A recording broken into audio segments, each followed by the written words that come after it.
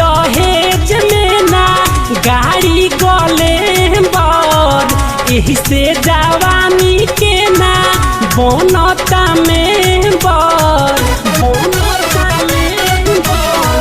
मिलल दहेज में ना गाड़ी गले बर एही से जवानी के ना बनता में बर।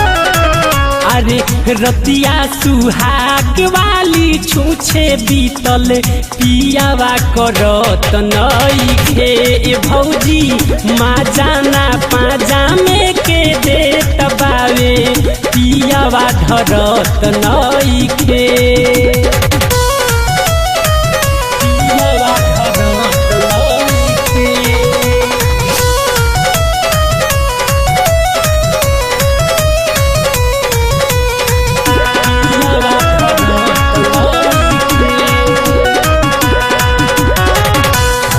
रही जो समय उतनी को न रहता भीतरी के मारू तो भीतरी ही सहता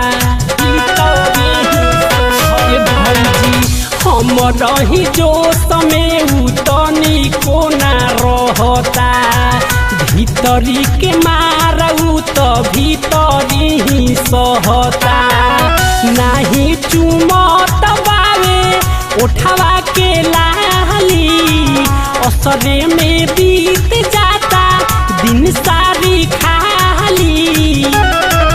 अरे सच कहीं से जिया प हमारा से पियावा लड़त नइखे ए भौजी माजाना पाजा में के देत बावे पियावा धरत नइखे।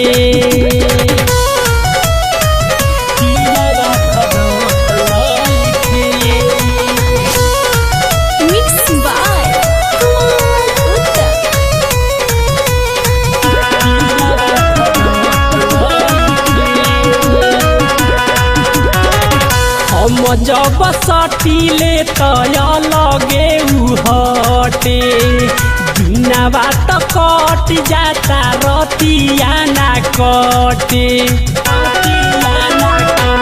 आए हाय हम जब सटीले तय लगे हटे दिनवा तो कट जाता रतिया ना कटे। राइटर राकेश राजू मिलल बा मोहरब प्रियांशु उत्तम दिल के बुझे न दहरद।